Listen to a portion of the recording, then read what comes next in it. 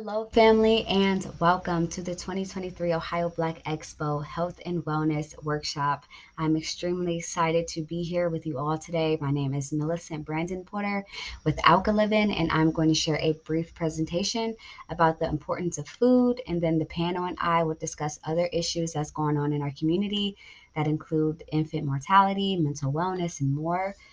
This specific presentation is Let's Talk About Food as we dive deep into the food that we eat and why. We're going to take a brief field trip, and then we're going to reel it back into present tense. And this presentation is recorded just to make sure that I'm done in a timely manner and to make sure we cover everything and we have time for Q&A. So definitely please take notes. And if you have any questions, please wait to ask those questions until the end of our panel discussion. Okay? So our agenda is soul food, what food really is, two things to understand about food, what we can implement, and any last remarks that I may want to mention, okay? So hopping right into it, in this section, we're going to briefly talk about the term soul food. This is where our history field trip kind of comes into play, even though it's not. It's still prevalent, right? Even though it happened years ago, it still plays a huge role in our lives today, and that's why I want to talk about it. So I have a few articles up here. Definitely feel free to fact check me on anything that I am saying throughout this presentation. It would behoove you to do so, actually. So definitely do that. So for a very long time, we have, looked at the title soul food as our identity, as a culture, right? We look at chitlins, fried chicken, pig feet, mac and cheese, cornbread as like the normal food to eat, like the normal meal that we should be eating every day. And that is not true, nor is it something to be proud of, okay? Especially when we understand where the term soul food came from. So obviously, we were so easily influenced by our superiors at the time that we've adapted a way of living that we should not still be consuming today. So the term soul food, I'm going to begin quote. The term soul food originated in the United States during the period of slavery when African American slaves were forced to rely on meager rations of scraps provided by their owners. In order to supplement their diets and nourish their bodies, slaves would use their own ingenuity and creativity to prepare dishes using available ingredients such as vegetables, grains, and meats. Over time, these dishes evolved into a distinct cuisine that was passed down through generations of African Americans and became an important part of their heritage and culture. Okay, end quote. That is one of the quotes. And now that we kind of know where soul food came from, I want to play a video on the next slide just to show you some of the scraps that was passed down from the master's table to the slaves. Okay.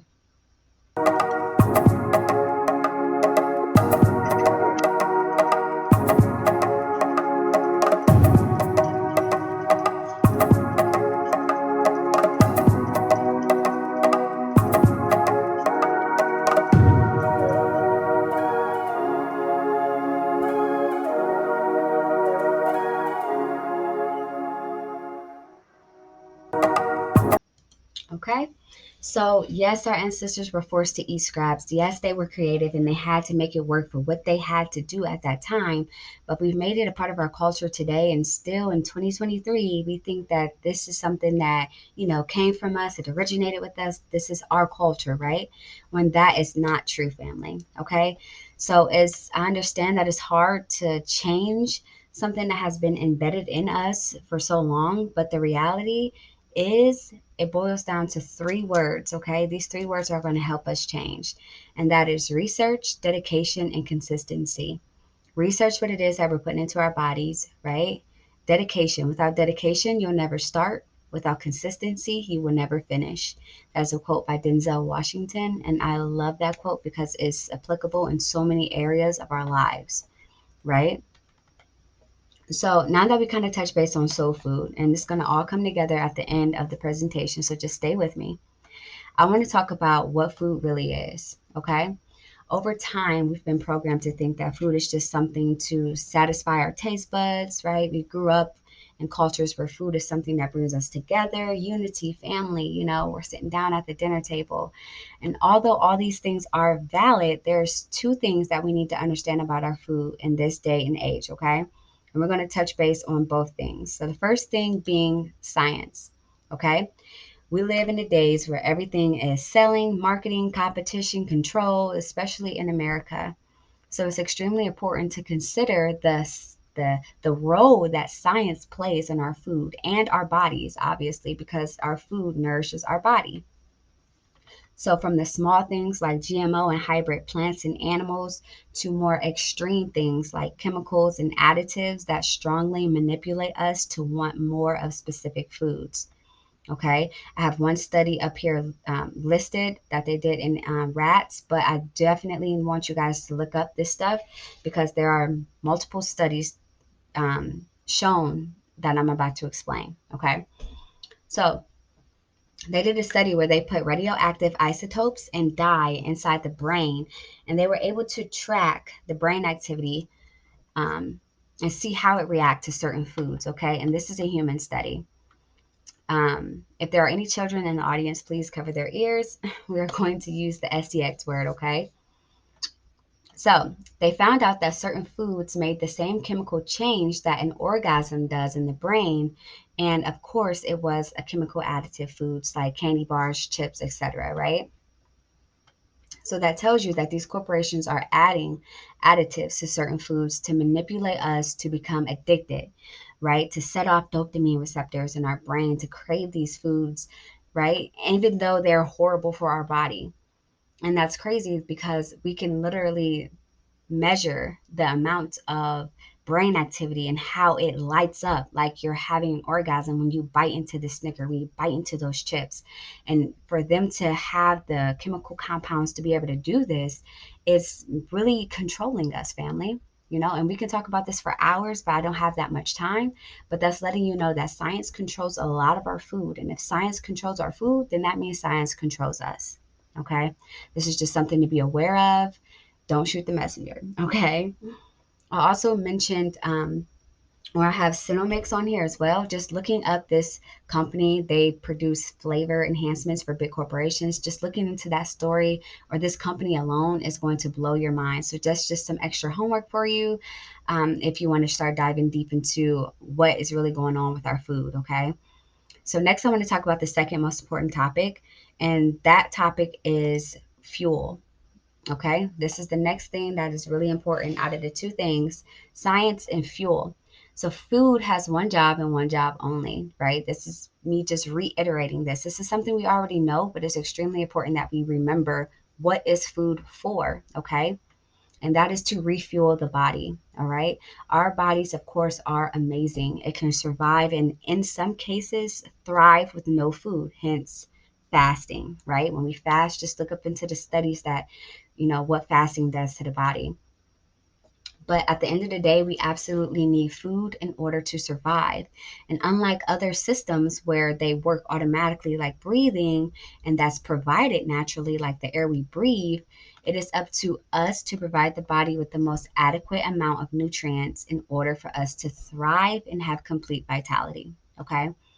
So food is supposed to be fuel to the body, family. It is supposed to energize us. It is energy. It is life force.